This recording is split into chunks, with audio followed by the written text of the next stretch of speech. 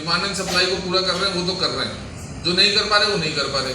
इसमें एक चीज और है, एक बहुत मजेदार चीज है इसमें, आपको पैसा जॉब में भी इसलिए आता। अच्छा एक बात बताओ, ये जो 8 से 10 घंटे हम जब जॉब में देते हैं तो वो जॉब में पैसे देते हैं हमें। अब मैं जॉब करने जा रहा हूँ, एकदम से मेरी मम्मी बीमार हो जाए, कोई भी पर्सनली मत लेना, मैं सिर्फ समझा रहा हूँ, है ना, सबके घर वाले खुश रहे मस्त रहे, लेकिन मैं कह रहा हूँ किसी की मम्मी बीमार हो गई और आपको उस दिन जॉब में जाना बहुत जरूरी है, नहीं गए तो वो जॉब से निकाल देंगे, क्या करोगे?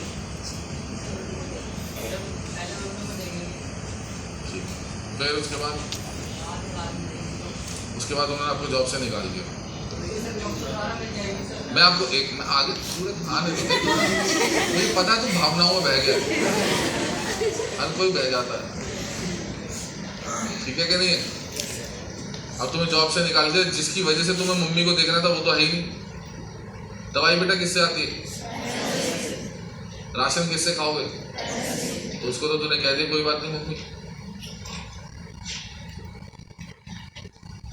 चल बताओ, जॉब दूसरी मिल जाती है, चलो दूसरी। उसके बाद तुम्हारे घर में शादी है तेरे चाचा के लड़के की, अब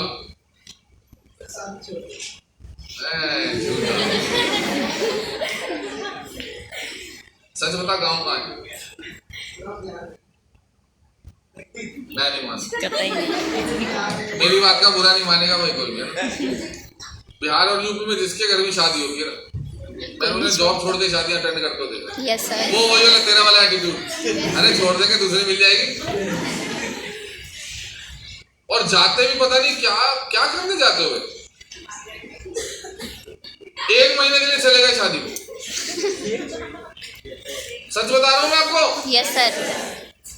मतलब मैंने तो बहुत कम है जिनकी 1 महीने से पहले की टिकट देखी हो। बोले वो मेरे पास भी आते कई बच्चे, बोले सर आज ना जा रहे हैं। मैंने ठीक है, आओगे कब ये बताओ? बोले सर 1-1.5 महीने में आ जाओ। मैंने कहा क्या बात कर रहा है, कितने महीने में आ जाएगा? बोले 1-1.5 महीने में आ जाएगा। मैंने कहा है क्या वहां? बोले शादी।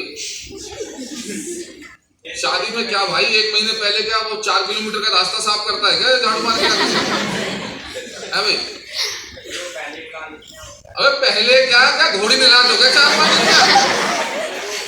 पहले क्या करने जाते हो? अरे मैं भी तो वही कह रहा हूँ, पहले बुला लेते तो मुंह उठा के चल देंगे क्या? काम नहीं देखेंगे, फिर जब पीछे पैसे नहीं होते फिर उधार लेते फिरते, फिर 6 महीने इस बात को उधार चुका दो कि चलो नौकरी करके उधार चुका देते हैं।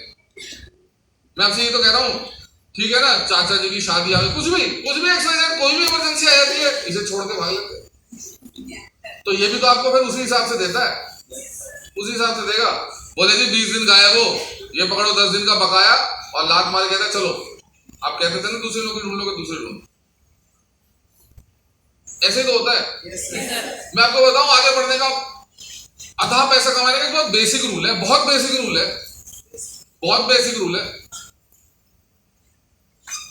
एक कि अगर आपको पहली बात तो एक ऐसा प्लेटफॉर्म मिल जाए जहां से पूरी जिंदगी बदली जा सकती है, समझ में आ रही है ना? आइदर यहाँ पर लोगों को कई बार प्लेटफॉर्म ही नहीं मिलता। पहली बात तो, पहली दिक्कत तो ये है कि प्लेटफॉर्म ही नहीं है। प्लेटफॉर्म अगर है तो वो जिंदगी काटने जैसा है। मेरी बात का कोई भी बुरा मत मानना, है ना, मैं इस सिस्टम को क्रिटिसाइज बिल्कुल नहीं कर रहा, मैं सिर्फ फैक्ट्स पे बात कर रहा हूँ, फैक्ट पे बात कर रहा हूँ। फैक्ट क्या है? आपने वो घर में चूहे पकड़ने वाला पिंजरा देखा? Yes sir. चूहा कैसे पकड़ते हैं? पिंजरे में से रोटी फंसा देते हैं, चूहा आता है रोटी लेता है और भट फंस जाता है। ये वही है पिंजरा, हम चूहे, अंदर इतनी सी रोटी है, वो रोटी का नाम है ये। हम इसको खाने के लिए पहुंचते हैं और बस उसे खाई और कैच हो जाते हैं। कैच होने का मतलब क्या है कि अगर आपके पास इस पिंजरे में जाने से पहले अगर आपके पास कोई ऐसी अपॉर्चुनिटी है जिससे आप अपना पूरा का पूरा सिस्टम, पूरा का पूरा लाइफ, अपने घर परिवार की लाइफ चेंज कर सकते हो, तो इस पिंजरे की रोटी मत खाने पहुंच जाना। फंसता जानते हो कैसे इसमें? आदमी कैसे फंसता है इसमें बताओ? उसकी मान लो 20,000 रुपये सैलरी है, ठीक है, खुश हो जाता है जी, एक तो मेरी 20,000 सैलरी, मजा आ गया, मौज हो गई।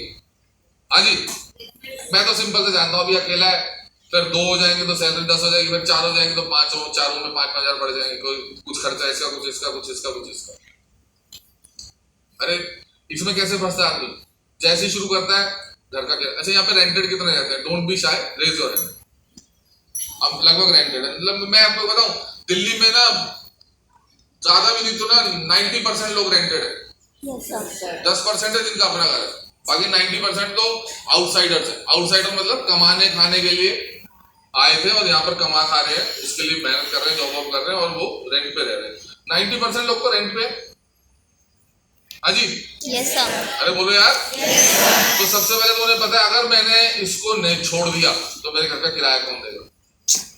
सिंपल है, वो किराया नहीं, वो एक ये डर उसे कभी छोड़ा क्योंकि फंस गया ना पिंजरे में।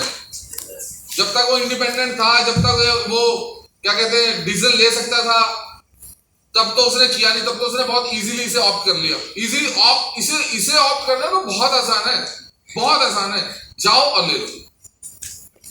लेकिन इसमें हम फंसते कैसे हैं जी? बोले जी किराया देना, अब किराया देना, अब मान लो तुम्हारे पास कोई अपॉर्चुनिटी आ गई।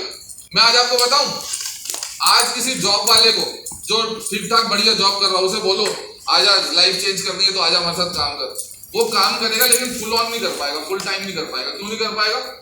क्योंकि वो यहाँ पर चूहे की तरह फंस चुका। सच बता रहा हूं मैं आपको, बच्चों की फीस जानी है, वो 1 महीने भी बियर नहीं कर पाएगा। घर में दूध आना है, वो 1 महीने में बियर नहीं कर पाएगा। राशन आना है, वो इसे बियर ही नहीं कर पाएगा। तो हम बहुत तगड़े तरीके से इसमें एक ट्रैप होता है, इस ट्रैप में अंदर फंस जाते हैं। कब तक? मैं बार बार इस बात को जोर देकर कह रहा हूं, तब तक जब अगर हमें कोई ऐसा प्लेटफॉर्म मिल जाए जहां से एक उम्मीद की किरण, एक छोटी सी भी उम्मीद है ना कि यहां से कुछ बड़ा किया जा सकता है। हाँ जी, मेरी बात समझ में आ रही है ना? Yes sir. और अगर तब भी हम इस ट्रैप में फंस गए तो बहुत बुरा फंसेंगे, फिर कभी बाहर नहीं निकल पाते। मैं बहुत सिंपल जानता हूं, अगर आपको किसी भी बिजनेस में कामयाब होना है, अगर आपको स्मार्ट वैल्यू बिजनेस में खासकर कामयाब होना है, तो यहाँ पर बहुत सिंपल सा रूल है। देखो भाई, जिसको जब मैं लगभग पहले महीने इस बिजनेस में आया था, जिसे मैंने समझ लिया था कि ये एक रूल है, इसको फॉलो करना ही पड़ेगा। वो रूल क्या है कि आपको अपने आप को प्रायोरिटी पर रखना पड़ेगा, अपने बिजनेस को या अपने किसी भी चीज को प्रायोरिटी। हमारी प्रायोरिटीज क्या होती है मालूम आपको? प्रायोरिटी समझते हो? प्राथमिकता। कोई भी चीज आपको वैल्यू कब